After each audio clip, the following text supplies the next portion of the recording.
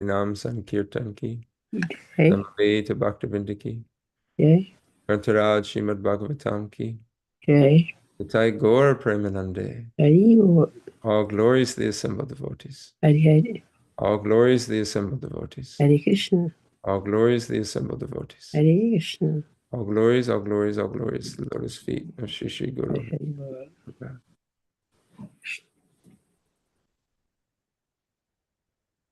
Namo Vishnu Padaya Krishna Prastaya Bhutale Srimate Bhakti Tirtha Swamini Namane Namaste Krishna Padaya Prabhupada Ashvatatmane Shri Gora Karuna Shakti Bhakti Tirtha Iti Namane Nama Om Vishnu Padaya Krishna Prastaya Bhutale Srimate Bhaktivedanta Swamini Namane Namaste Saraswati Deve Gauravani Pacharine Nirvishesha Shinyavari Paschatideshatarine Om Namo Bhagavate Vasudevaya Om Namo Bhagavate Vasudevaya. Om Namo Bhagavate Vasudevaya. Om Namo Bhagavate Vasudevaya. Om Namo Bhagavate Vasudevaya. Om Namo Bhagavate Vasudevaya. Narayanam Namaskritam Naram Chaiva Narottamam Devim Saraswatim Vyasam Tato Jayam Udirajit Nasta Prayeshu Abhadreshu Nityam Bhagavata Sevaya Bhagavati Uttamashloke Bhaktir Bhavati Naishtaki. We're continuing our study on the Srimad Bhagavatam, Canto 2, Chapter 9, text number 23.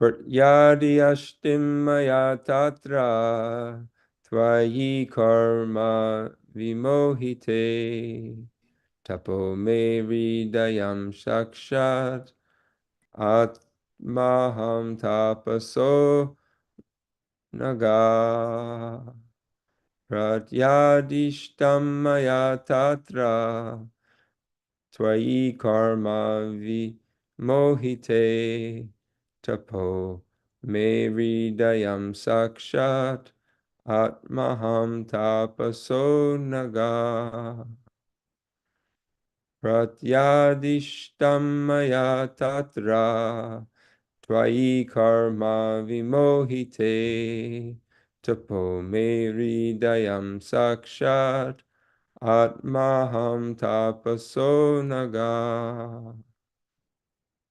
Would anybody like to chant?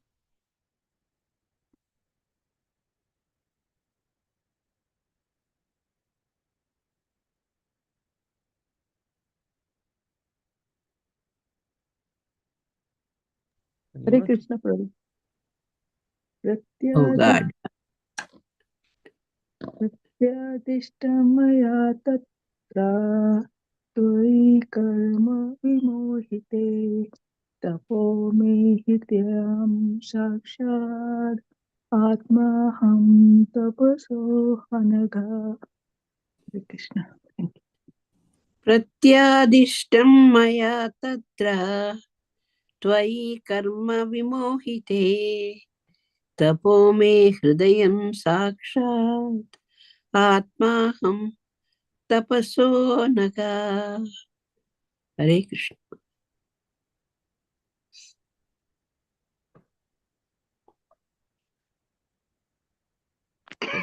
Hare Krishna That's it. प्रत्ययादृष्टं मया तत्र त्वयि कर्मा विमोहिते तपो मे हृदयं साक्षात् आत्माहं तपसो अनघा. हरे Krishna.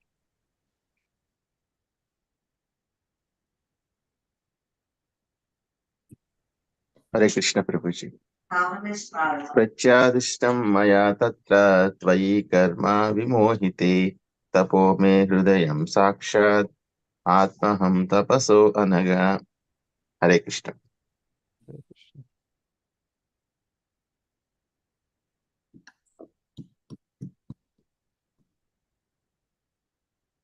Okay, we can do the synonyms. Pratyadishtam, ordered. Maya, by me. Tatra, because of. Tvai, unto you. Karma, duty. Vimohite, being perplexed. Tapa, penance. Me, me. Hridayam, heart. Sakshat, directly. Atma, life and soul. Aham, myself. Tapasya, one who is engaged in penance. Anagaha, O sinless one. Translation and purport by His Divine Grace, Srila A.C. Bhaktivedanta Swami Prabhupada. O sinless Brahma, you may know from me that it was I who first ordered you to undergo penance, and when you were perplexed in your duty. Such penance is my heart and soul, and therefore penance and I are non-different. Purport. The penance by which one can see the personality of Godhead face to face is to be understood as devotional service to the Lord, and nothing else can. Only by discharging devotional service in the transcendental love can one approach the Lord. Such penance is the internal potency of the Lord and is non-different from him.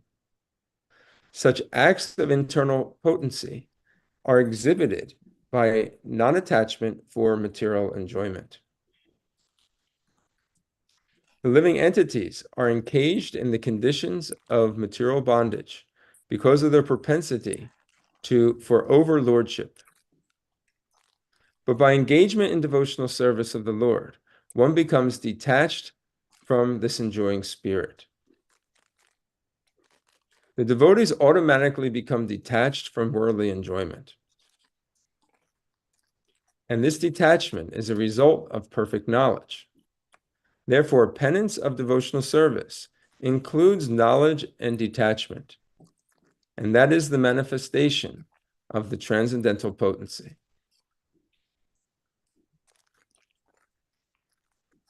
One cannot enjoy material, illusory prosperity if he desires to return home back to Godhead.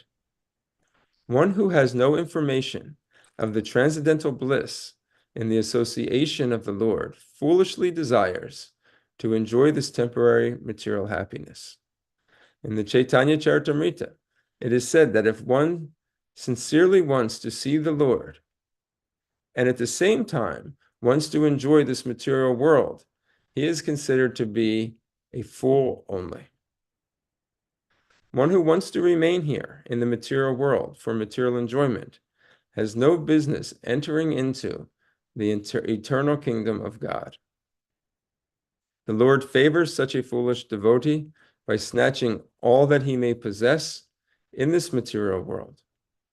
If such a foolish devotee of the Lord tries to recoup his position, then the merciful Lord again snatches it away, all that he may have possessed. By such repeated failure in material prosperity, he becomes very unpopular with his family members and friends. In the material world, the family members and friends honor persons who are very unsuccessful in accumulating wealth by any means. The foolish devotee of the Lord is thus put into forcible penance by the grace of the Lord. And at the end, the devotee becomes perfectly happy, being engaged in the service of the Lord. Therefore, penance in devotional service of the Lord, either by voluntary submission or by being forced by the Lord, is necessary for attaining perfection. And thus penance is the internal potency of the Lord. One cannot, however, be engaged in the penance of devotional service without being completely free from all sins. As stated in the Bhagavad Gita, Only a person who is completely free from all reactions of sins can engage himself in the worship of the Lord. Lord Brahmaji was sinless, and therefore he faithfully discharged the advice of the Lord. Tapa, tapa. And the Lord, being satisfied with him, awarded him the desired result. Therefore, only love and penance combined can please the Lord. And thus, one who is able to attain his complete mercy. He directs the sinless, and the sinless devotee attains the highest perfection of life. Srila Prabhupada ki jai. Om Aganatimbarandasya Gananjana Shalakaya Chakshur Umaliyatam Yena Tasmai Shri Guruve Namaha Shri Chaitanya Manobishtam Swapitam Yena Bhutale Swayam Rupa Kadamayam Dadati Swapadantikam. Jai Shri Krishna Chaitanya Prabhu Nityananda Shri Advaita Gadadhar Shivasari Gaura Bhaktivinoda Hare Krishna Krishna Krishna Hare Hare Hare Rama Rama Rama Hare Hare. Pratyayadishtam maya tatra tvaye karma vimohite tapo me hridayam sakshar atmaham tapaso naga. O sinless Brahma, you may know from me that it is I who first ordered you to undergo penance when you were perplexed in your duty. Such penance is my heart and soul, and therefore penance and I are non-different.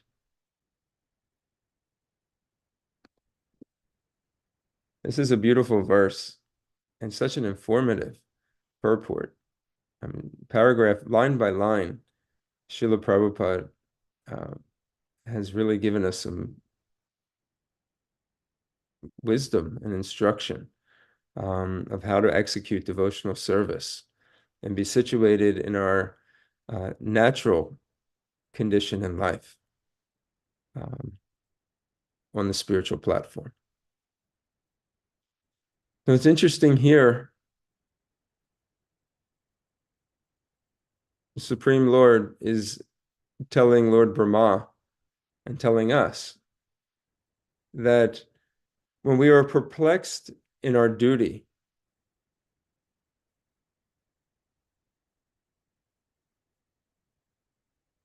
we should undergo penance.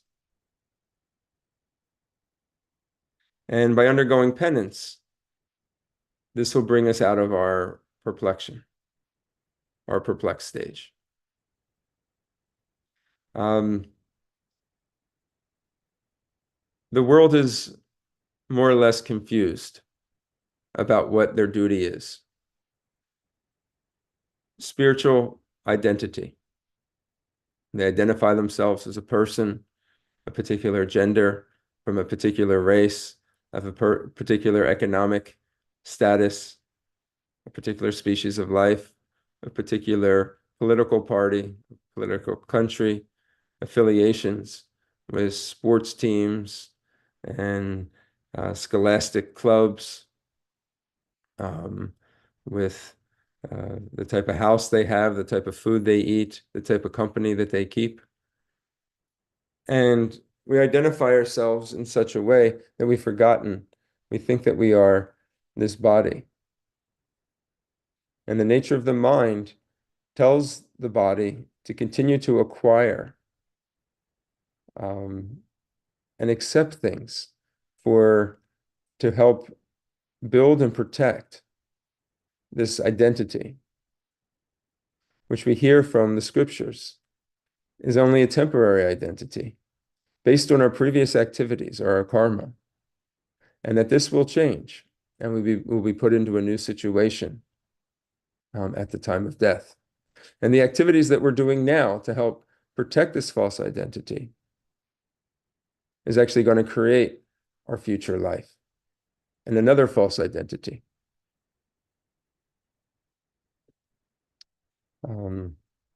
So the world is perplexed.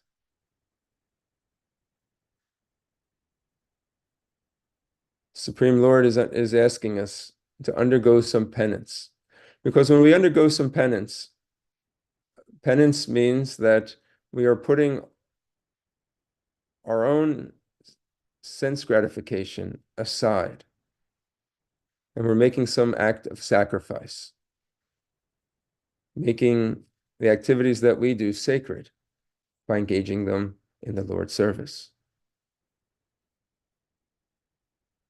Now, it's interesting that this is coming up, because if we go to the 7th chapter of the Bhagavad Gita, 17th chapter, excuse me, it is asked that, some say that um, you know, should Arjuna asked, should these acts of sacrifice, penance, charity, austerity, should they be continued or should they be abandoned? And Krishna spends some time talking about this. He says, those who undergo severe austerities and penances, not recommended in the scriptures, but out of pride and egoism, are impelled by lust and attachment. And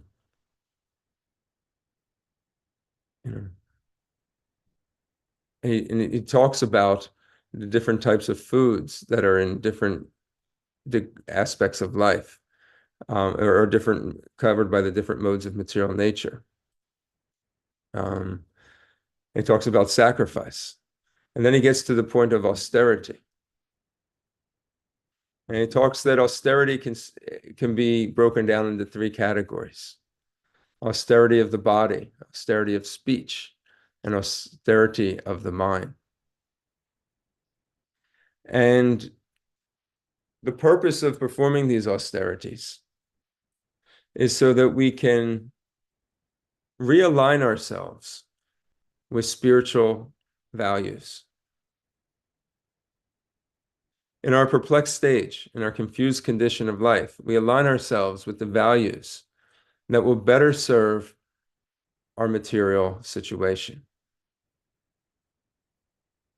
Austerity says we're going to do what is maybe sometimes materially uncomfortable, but spiritually beneficial. If we don't do these austerities, however, for the purpose of a spiritual upliftment, but we do these austerities thinking that we will gain some type of better, stronger material existence by being blessed by the demigods, or blessed by the Supreme Lord, to have a more material enjoyment in this world. That is what that's what I just read about austerity and the mode of passion. And it actually leads one into deeper attachments and more confusion. So it must be done for the sake of spiritual upliftment. Yesterday we celebrated Nishinga Chaturdasi, and we hear every year at this time about the austerities of Hiranyakashipu, who was a demon. And even though he had some insight into Vedic theology, overcome by his desire to avenge his brother's death, he continued to gain power and lord that power over all of humanity in various planetary systems. And he performed great austerity for hundreds of celestial years. So much so that the environment, became so agitated that Lord Brahma had to come and appease him and give him benedictions, not for spiritual upliftment, but these benedictions that he gave, Hiranyakashipu used them so that he could actually try to further and strengthen his material position. Srila Prabhupada talks about this in the purport. Uh,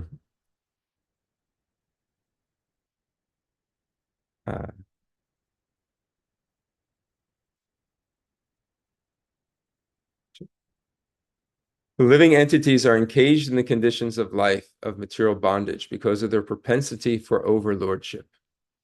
Now, Hiranyakashipu is the extreme example of overlordship. But we, in our own situations, our own little projects of overlording in this material world, we can look at our lives and see, well, what is my propensity to overlordship? Is it over my family members? Is it over my house? Is it over my bank account?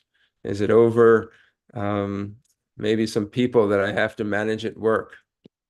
Is it, what is my situation? Is it over family? Where I feel that I am the Lord and I want more and more to defend and secure my position over the things that I feel are mine. So performing these austerities helps break that attachment. I'll read them quickly. Austerities of the body consist in worship of the Supreme Lord, the Brahmanas, the spiritual masters, and superiors like the father and mother, and in cleanliness, simplicity, celibacy, and nonviolence. Here we get from this not only the four regulative principles, keeping one's body clean, nonviolence, killing of animals, simplicity, not wanting to acquire more and more through gambling, keeping the body clean through not engaging in drugs and alcohol and things like that. Clean externally, clean internally, and then celibacy. No illicit sexual activities. But ultimately, it's for the worship of the Supreme Lord. Worshipping the priest who give us Krishna and teach us about Krishna, the spiritual master who's helping us go back home, back to Godhead, and teaching us about the transcendental science of Krishna consciousness. And then superiors like father and mother, who are original teachers, showing them honor, for what they have given us. Now, the tendency is to use our bodies to indirectly worship ourselves by buying more and more ornaments and paraphernalia for ourselves so that we can look better, that we can secure a stronger future, and to engage in activities that we feel give us joy. Sexual relationships, intoxications, eating the foods that we want to despite the harm that they have on others, trying to acquire more through games and gambling. So to perform these austerities is austerity of the body and will help us redirect our actions in the worship of the Supreme Lord. Then there's austerity of speech, which consists of words, speaking words that are truthful, pleasing, beneficial, and not agitating to others, and also in regularly reciting Vedic literatures.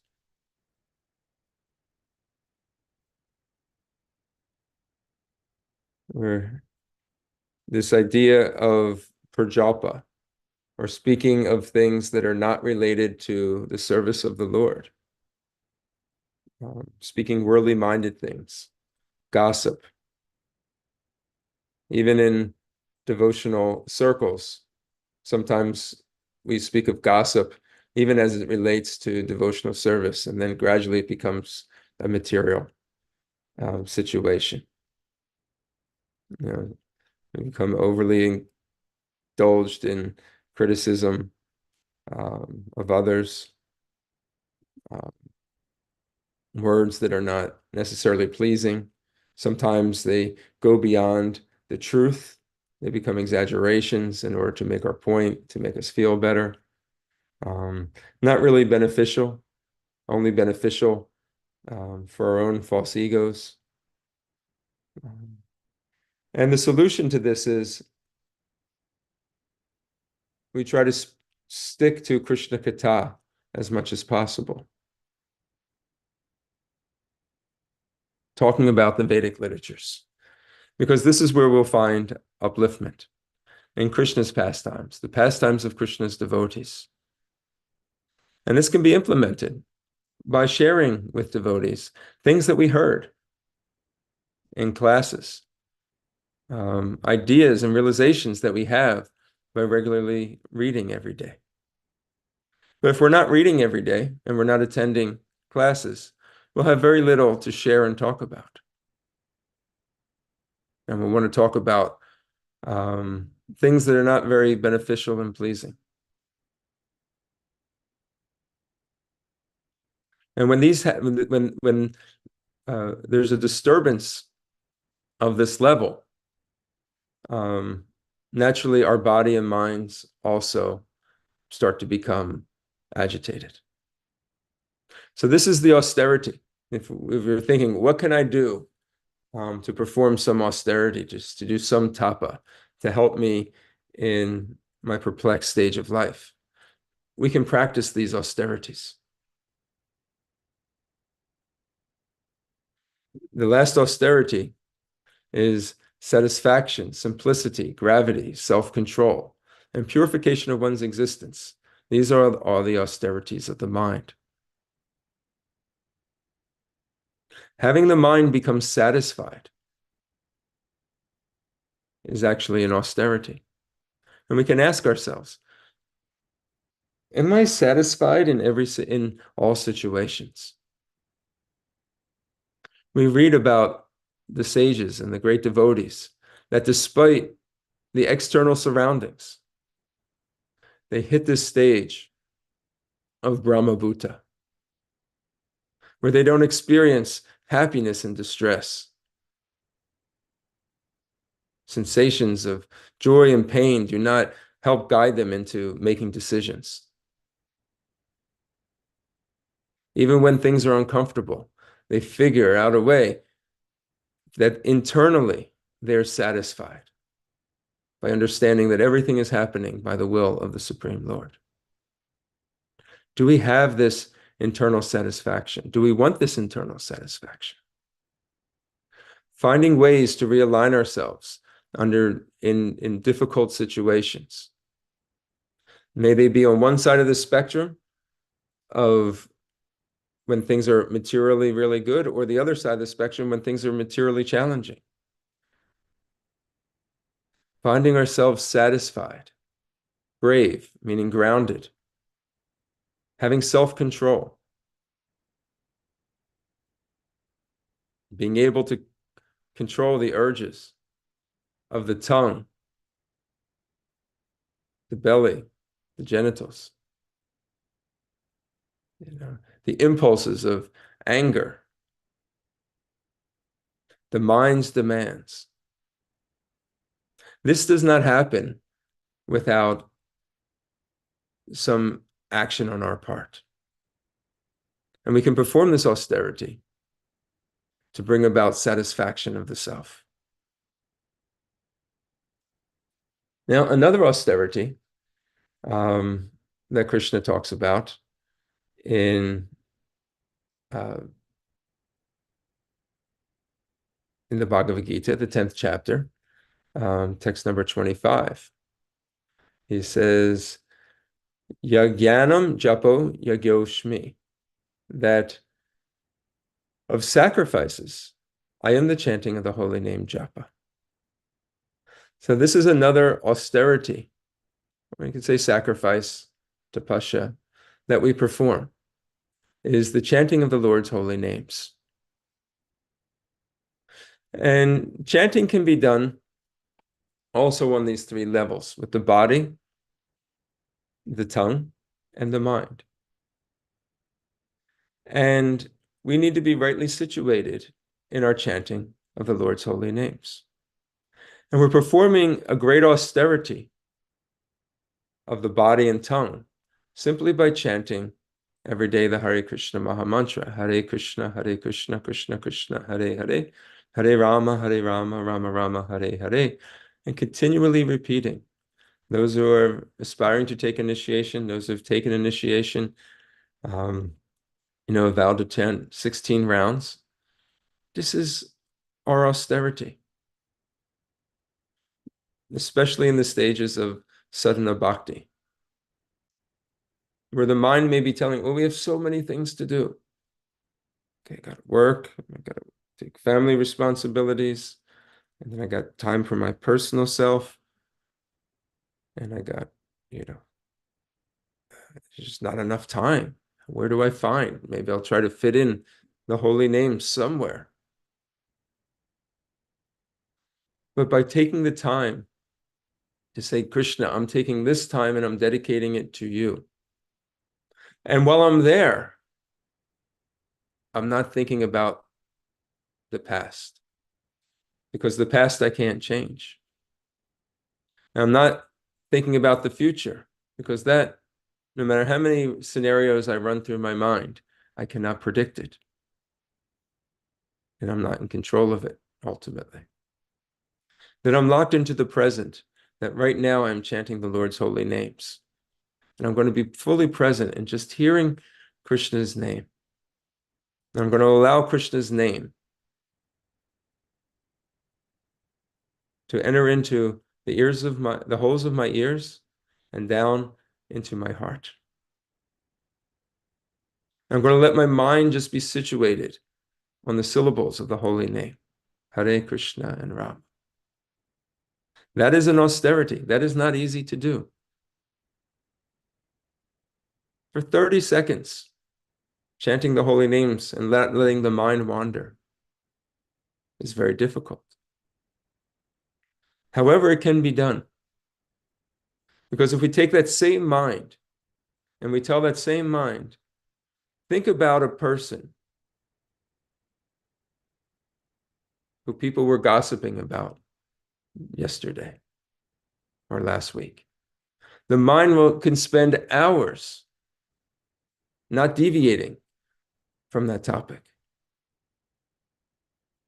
It's just that we've been conditioned by this jaundice,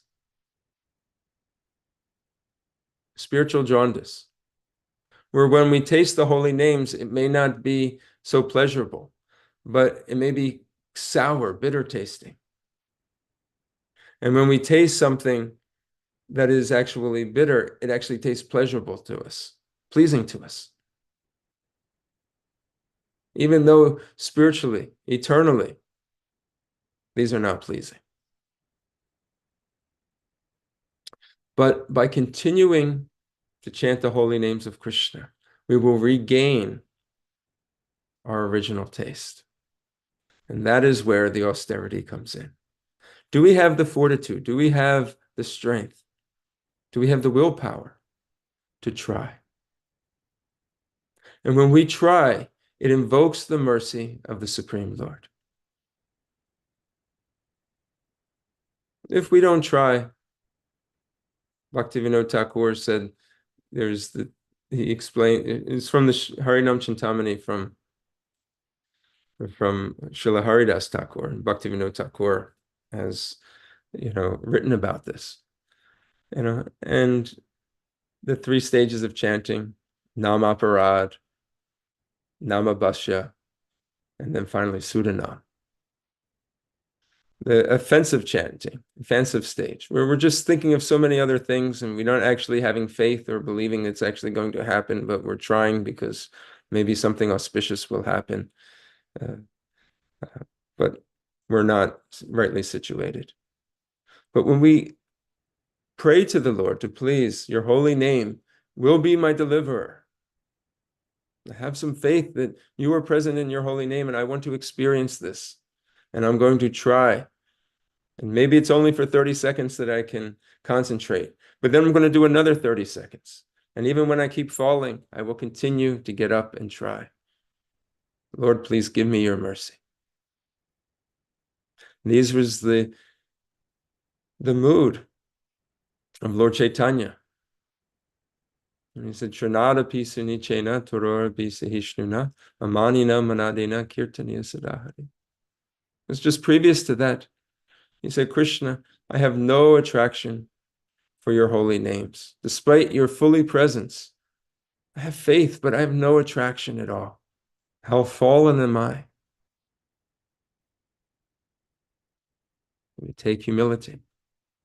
Humility is the first quality of acquiring knowledge.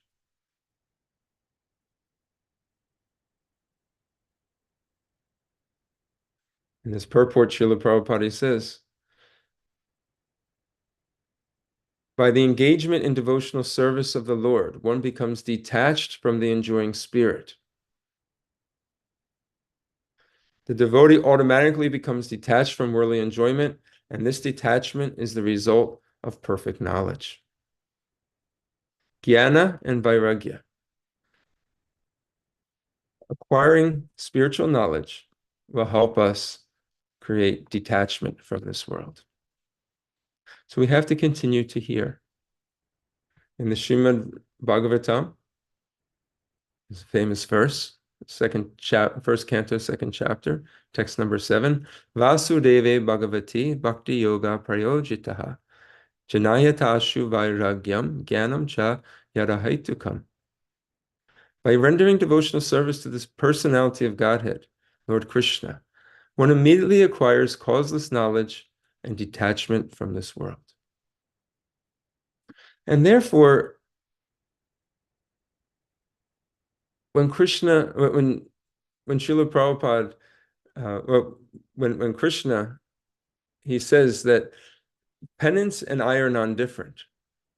And Srila Prabhupada explains that, well, how can penance be compared? Why are they non-different? Why is penance and Krishna non-different? Srila Prabhupada explains that the penance that is performed in order to see and please the Supreme Personality of Godhead, this is devotional service. This is not in a separate category. This is actually used to help us come closer to Krishna. And anything that's moving us closer to Krishna, we accept it as favorable, as devotional service. Those activities that move us further from Krishna, these are to be avoided and are to be considered Maya or illusion. And therefore they are one with Krishna. Because Krishna tells us that one can know me as I am only through the process of devotional service. And when one is engaged in such devotion, one can then enter into the kingdom of God. So performing austerity, is it good? Absolutely.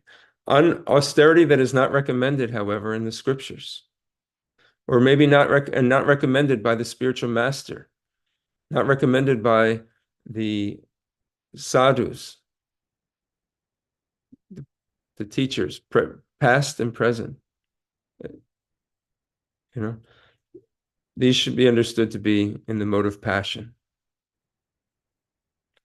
Austerities performed that actually damage the body and damage bodies of others, these are to be considered demoniac. Sometimes people physically torture the body, or recommend the torture of other living beings. What do they hope to bring about? This is considered from the Bhagavad Gita to be demoniac.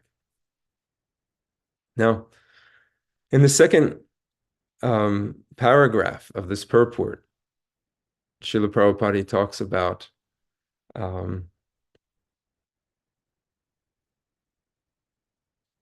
the desire that oftentimes we have when we start the path of devotional life. And this is that we want to experience the transcendental bliss of the association of the Lord, but also desire temporary material happiness.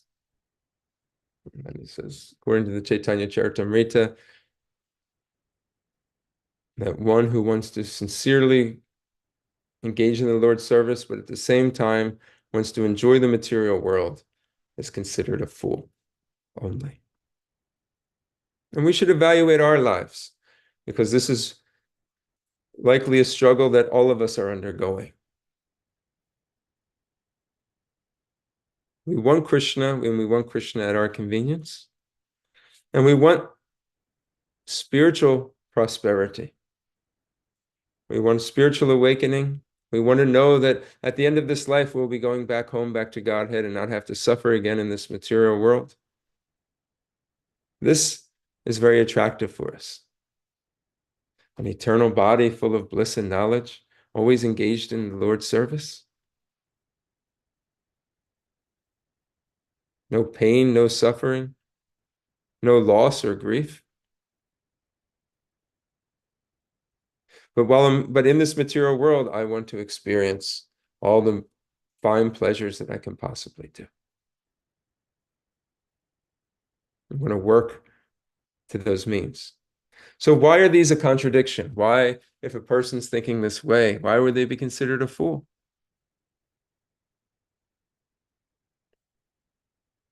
Because our material attachments fix the mind and body in the material energy, where we think that this is actually the sense of our pleasure. And we become bewildered, and once again, we start acting on the material platform. Even though externally we may be doing some devotional service, mentally, we're on the material platform. And then gradually devotional service becomes compromised to the point where it becomes overshadowed by personal ambition, personal desire. It is no longer uplifting, but actually drags us down. So what does Krishna say? What does he do? How does his mercy come upon devotees who have a desire to come to him, but are still attached to the material world? We can find this in the 10th canto, chapter 88.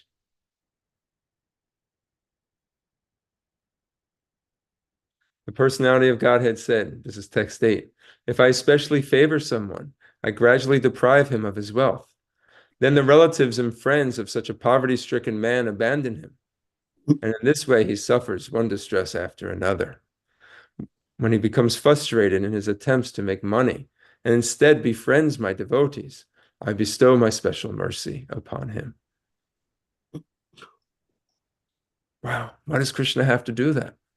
Why can't Krishna just let me be, rich and, free of all material problems and just live a material prosperous life?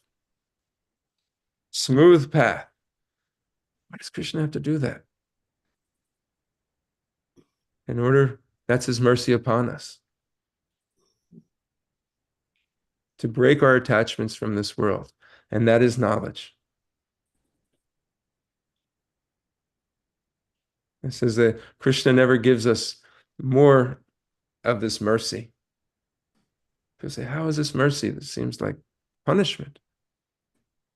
We have to see the end game. We have to see the big picture. We can't look at it moment in kind of moment by moment intervals.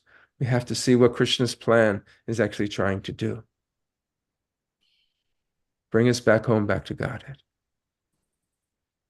And by the removal of an impediment, or not tempting us with such impediments,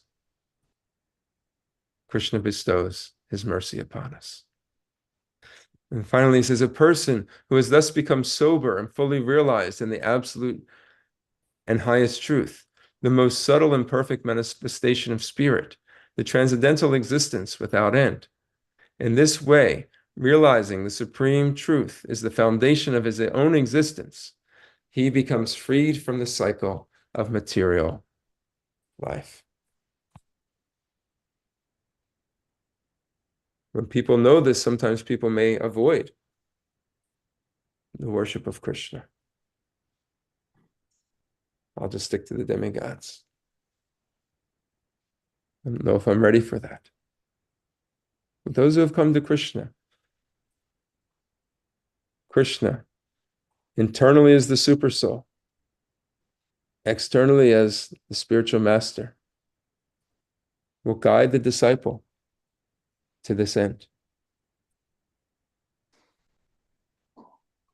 The purport says, therefore, penance and devotional service to the Lord, either by voluntary submission or by being forced by the Lord, is necessary for attaining perfection.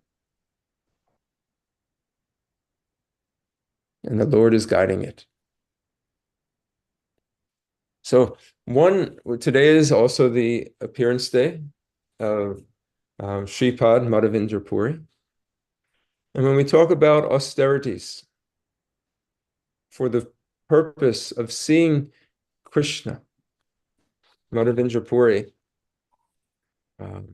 is an emblem of this principle. He comes in the Madhva Sampradaya, and Madhavendra Puri was the grand spiritual master of Sri Chaitanya Mahaprabhu. One of his disciples was Ishwara Puri, his main disciples. One was Ishwara Puri, and Ishwara Puri was the spiritual master of Lord Chaitanya. And he was residing in Govardhan, in Braj, and he was performing tapasya. But his tapasya was not making his hard heart hard. His tapasya was actually increasing his dependency and love for the Supreme Lord. And his austerity, in addition to chanting the holy names constantly and fixing one's mind in meditation upon Krishna, is that as a sannyasi, in the order that he was in, he would not ask anybody for anything to eat. If somebody brought him something, he would take it. If not, he would fast all day. And while he was in meditation, one day, a little boy came to him and dropped off some milk. Madhavendra Puri said, how did you know I was even out here? And he said, the ladies who came to get water from the well, they said you were out here, and they notified the people of the village. And he says, in this village, nobody fasts. Even if one is taking some vow to not take anything without being asked, he says, we provide it for them. I bring it to them. Madhavendra Puri, he drank the milk and went back into his meditation on Lord Krishna. And that night in the dream, that same boy came to him and says, I have something to show you. That in this bush, in the jungle, I am hidden as the Gopal deity. And I was brought here when we were invaded. Actually, this deity was installed by Krishna's grandson, Vajra. But over time, it couldn't be protected anymore when we were invaded. So they hid me in the bush.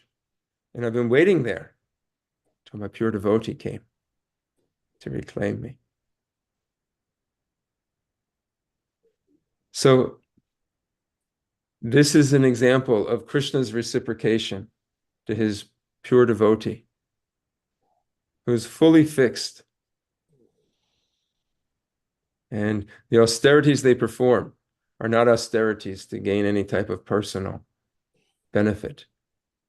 Austerities for the pleasure of the Lord, and this is how the Lord reciprocates. And they installed that deity. Madhavendra Puri got people of the village to help, and they installed it. Gopal, on the top of Govardhan Hill. They had this Anukut ceremony. People from all over were bringing all different types of preparations to worship. Bring water from the Yamuna, pouring it over the body of the Lord, cleaning it, installing it, and established elaborate worship. And one day in a dream, Lord Krishna came again. Gopal deity said, I want you to go to Jagannath Puri and bring back sandalwood. Up on Govardhan Hill, it can be quite hot. And the sandalwood will bring a cooling effect over my body. So Madhavendra Puri, he went himself on the pilgrimage to Jagannath Puri to get this special sandalwood that the Lord had requested. And while on his way, they stopped in a town called Ramuna. And in there was a deity called Gopinath. And Madhavendra Puri, always thinking about his deity Gopal, it was his constant meditation. He was asking, so in this part of the country, what type of preparations do you make for Gopinath? And the priest started explaining the special type of kheer that was so delicious and was well known throughout the land as Amrita Keli. Nectarian, like celestial nectar. And upon hearing that, Madhavendra's Puri went right to his deity Gopal and said, I wish I could taste this. If I could just taste it, I would be able to learn how to make it and I could offer it to my Gopal deity. Gopal would be so pleased. And just when he was having this meditation, it was just for a split second because he was in conversation with the priest, he heard the bell ring and the conch shell blow for Arti. And he knew that during that time, the offering was being made. As he was desiring to taste the sweet rice, this kheer that was being offered to the Gopinath deity of Ramuna.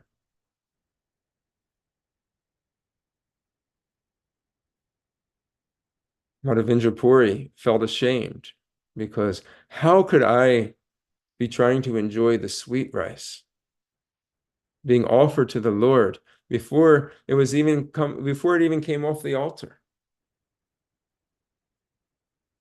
This is a practice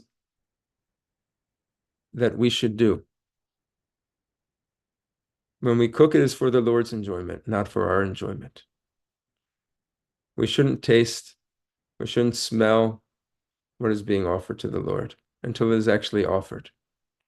When things are offered on the altar, you may notice they put a cover over top of it if they bring it through an assembly, or they put it, even when they transfer it from the pujari room to the altar, they have these like handkerchiefs that are placed over top. Why? Because the Lord should see it first. The cook, the pujari, they have to see it because that is their service. They're engaged, but they're not enjoying it. They're not thinking, oh, I can't wait till it's offered so I can, eat really nicely. I'm really hungry. These thoughts should be avoided. The Pujari shouldn't think, oh, wow, look at this. We're going to eat nice today. They should always be thinking of Krishna. Krishna is going to be eating nice today. Oh, they've made this for Krishna. How wonderful. Now let me offer it to him. Our personal enjoyment should not come in. This is an austerity that we can perform. So that night, Madhavendra Puri, feeling so ashamed, he says, I'm going to have to leave this place. My mind is so contaminated.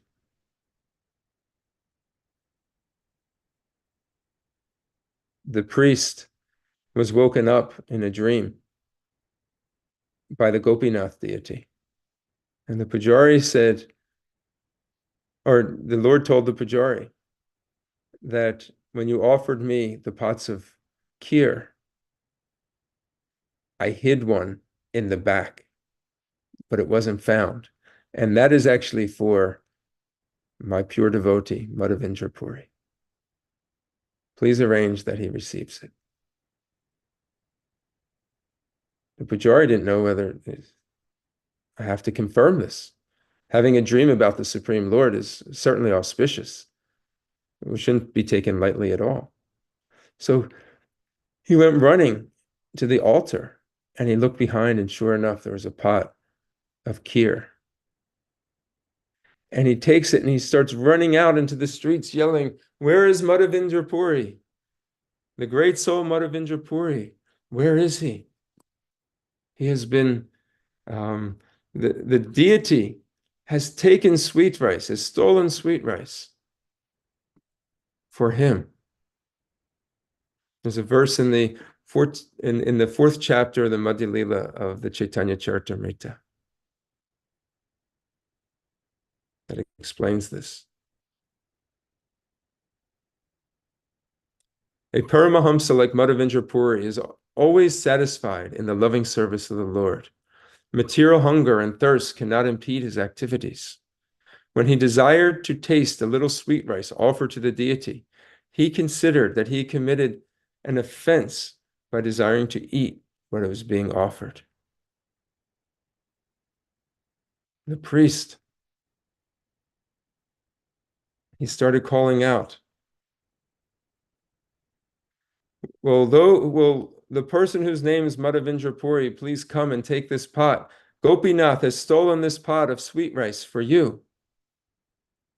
And he wouldn't get in, no one would answer. And he was just walking around the street saying, would the sannyasi whose name is Madhavendra Puri please come and take this pot of sweet rice, prasadam? You are the most fortunate person. The Lord has reserved this just for you. Madhavendra Puri came out, ashamed. He identified himself. And the priest gave him the sweet rice. Madhavendra Puri tasted the sweet rice with great delight. And then he took the pot of sweet rice and broke it and kept it with him in a little pouch.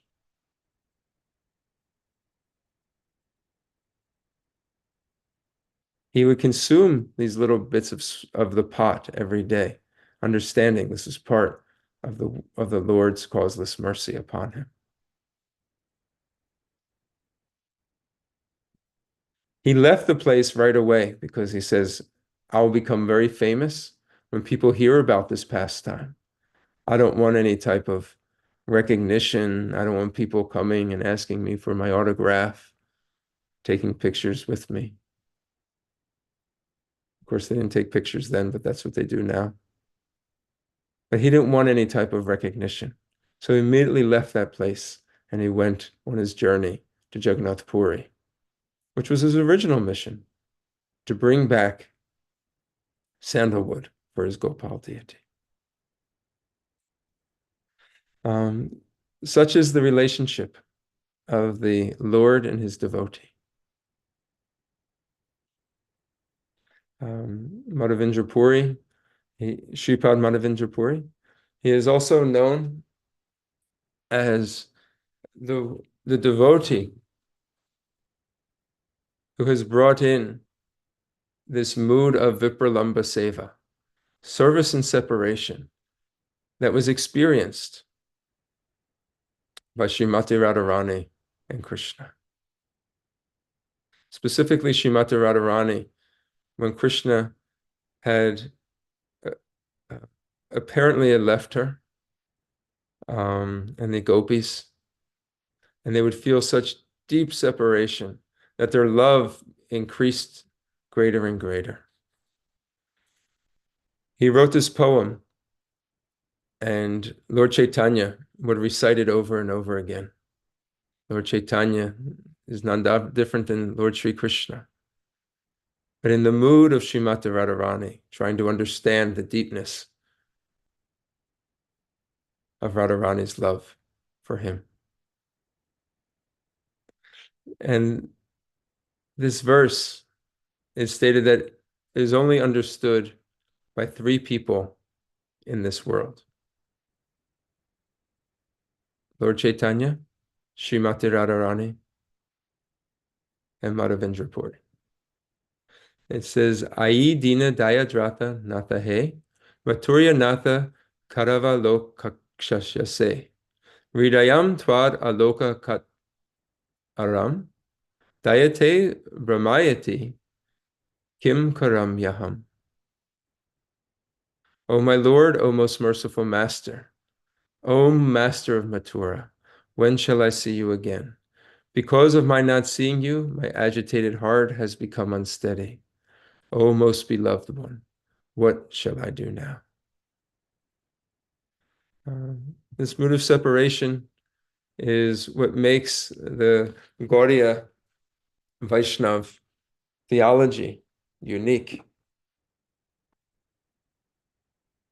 Where we celebrate that, will I be able to see Krishna again?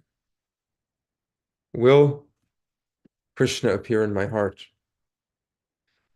A devotee never really thinks, oh, I have found Krishna. Krishna is mine. Krishna, I have conquered. And Krishna. They're always looking. Krishna, where are you? Krishna is always ahead of us. And in this mood of longing, our hearts can be most eager to want to deepen our love and service for the Lord. This is the mood of the Uttama Adhikari. He never thinks that I have Krishna. He actually thinks I'm the most unfortunate, that Krishna has abandoned me and I can't see him anywhere. So this is the great devotee in our disciplic succession, Shripad Madhavendra Puri. Today we can sing his glories, think about his pastimes, and pay homage to him for his devotion, how austerities were put in their proper context to bring about deeper devotional service and love for the Lord. And in doing so, the way Krishna reciprocated with his pure devotee. Okay, Hare Krishna. I know I went long today. Please forgive me. I wanted to tell this story on the appearance day of Shripad Madhavendra Puri. Hare Krishna. If there's any questions or comments, we can speak now, or if anybody wants to speak on a realization as well. Haribo.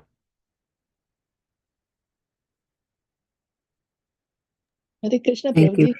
Very nice class, and we talked about tapasya, real tapasya, about the austerities, and really like the story about Madhavendra Puri, glorification of. Thank you, Hare Krishna. Hare Krishna, Mataji. Thank you very much, Prabhu. Like Suman said, austerity, controlling mind and body and tongue. It's very hard, but we have to try our best to do that. And for doing japa, we have to control all that and concentrate on God, His deity, His form. So His tapa. Then only we can do the austerity. That's what I felt this one today. And Madhavendra Puri is also, that is one thing, very, very nice thing he told me. It's very good, bro. Thank you very much for nice class. Haribol, very nice class. Prabhupada. Very nice class. Since Sunday we've been hearing about penance and austerity. I think it's one very important part of spiritual life that to practice. Yeah. That Prabhupada is repeatedly saying in all the, since Sunday classes I've been listening. Yeah, then you talk nicely about Madhavendra Puri. Also, I like the point you would say about devotee gossip. Gossip, yeah. Devotee gossip. Yeah, that's it's an austerity. That is the main thing. Yeah, and how we just spoil our mind and disturb our mind. So you have to be very careful about it, because sometimes unknowingly in the association we just engage in talking about other people. What do we do in such case? I know it's very hard. It is easily said that okay, we just leave the company and go, but sometimes you can't do it. So our austerity is that we don't become affected by it. Is that we have to keep our minds strong. We can never get, they say, like sucked in to it. We get sucked in, like now all of a sudden we become part of it. Now we want it, and then we may want to pass it on. So we may be in a situation where somebody says, hey, I need to talk to you. I need to, I need to vent. So we say we need to vent, right? It's like this. When we think about venting, it's like you have this steam, it's built up inside of a vessel. And if it doesn't vent, it will explode. Vents, so it just releases the steam. Like on a pressure cooker. If you ever had a pressure cooker, if there wasn't a vent, I mean, the pressure's so high that if you don't let it vent, it'll explode. So this isn't like a high level of Krishna consciousness. We should first come to that understanding that we're still on the Kanishta level. And this should bring about humility, that actually I'm not a very high devotee. So we should have that consciousness. So, but this venting part is actually, necessary in our lives. And if it is, we find somebody and they vent, okay, we're talking, this person did that, they stepped over here, they shouldn't have stepped there, they're not, somebody needs to teach them, and, I can't do this anymore. Next time I'm going to really tell them, and, we're going through all these things and it's releasing it from our mind. So hopefully we can move on. If we're the receiver of that, we need to be spiritually strong. Because sometimes the person doesn't want some advice. They just want you to hear them. So if you start talking to them and say, well, what you need to do is, chant more and, they say, I don't even want your advice. I just want to vent. I want you to agree with me, is what they want. They say, I want you to agree with me. So we just can't internalize it. We can't feel what they're going through. We feel it in the sense where we feel compassion, but we don't have to think like, oh, well, okay, because they said it, now this is true. Now I have to absorb my mind in it. We have to release it from our mind, because if our mind becomes contaminated from it, then we also fall down. And then that's really bad association. If it becomes too much, we have to tell somebody like, hey, I think you may be having a problem, because every conversation we have, all you're doing is, criticizing others. So I understand, one or two times we have to get this off, but if you're going to live this way, you're not going to make very much spiritual advancement. And I can't continue to put myself to this. Why don't we read some scripture? or at least we start balancing it. We'll read a little bit and then we can talk a little bit, read a little bit and we can talk about it, and gradually increase the quantity of hearing Krishna Katha and decreasing the quantity of Prajapa to the point where, it's balanced, and then eventually Krishna Katha will win out. They say the crows associate with the crows, the swans associate with the swans. Over time, there are people that just don't want to move through, and that's their level of advancement that they're going to make at this particular time in their life. And they don't have a desire to make any more spiritual advancement. Madhavendra Puri, he had a disciple like this. His name is Ramachandra Puri. And he was criticizing he would just walk around criticizing people. And they say the tale of two disciples, Ishwar Puri, he was the spiritual master of Lord Chaitanya. And he was humility personified, full of compassion for the fallen conditioned souls. Ramachandra Puri, even though dressed as a renunciate, was always criticizing people, even to the point where he was criticizing Lord Chaitanya, the Supreme Lord. So we have to be careful the association we keep. On a practical level, we also have to understand that as humans, we need opportunities to release. But if that becomes our life, that means we're not healthy. It's like if all we're eating is junk food, all we're eating is chocolate bars every day. We're not eating any, dal and rice and vegetables. We're not eating any fruits. All it is just, chocolate, sugar, all fat food.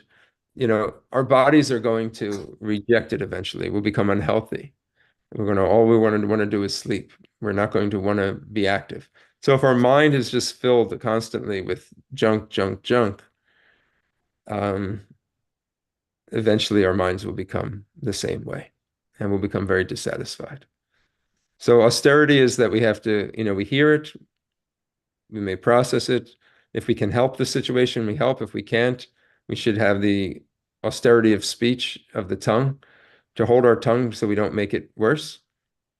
And eventually, if the person isn't getting any better and we feel that our presence can't make it better, we try to introduce some balance of Krishna Katha. If that doesn't work, then for our own spiritual benefit, we may have to distance ourselves. It's not a nice thing to say, distance ourselves or kind of give up on a person, but we always wish them well. Like I said, the crows are going to be with the crows. The swans will eventually gravitate to the swans. And we want to bring as many people, with us as we advance in spiritual life. And similarly, those that have the mentality of this Prajapa and Gramya Kata and the mentality of the crow-like mentality, they want to bring as many people to the side of eating that what crows eat. So we have to be aware of that. Yeah, very nicely explained, Prabhu. Yeah, very nicely explained how we can avoid it, and there's a gradual step we have to take just to avoid it. Then not to offend one of our friend or somebody who we really like to talk to. Yeah. It is tough. It is tough. It's not like you just abandon your friends. You want to help your friends, and so we just have to be conscious. And one way that we can help them is through our example. We don't engage in it right back again.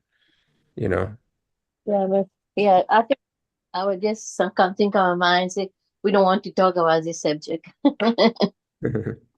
That's people who talk over and over again about the same problem. Right. Thank you very much, Prabhu. Hare Krishna. The nice class. Nice. Nice, nice points you told us. Yeah. Thank you so much, Prabhu, for the nice class. The story about the Mother Bindupuri was so nice. Thank you. Thank you. Sripad Madhavendra Puri ki Jai. Srila Prabhupada ki Jai. Grantaraj Srimad Bhagavatam ki Jai. Jai. Vanchakalpatarubhyascha Kripasindhabhyevacha patitanam pavan Vaishnava Vaishnavibhyo namo namah. Krishna. Koti Vaishnava. Thank you very much, Prabhu. Hare Krishna.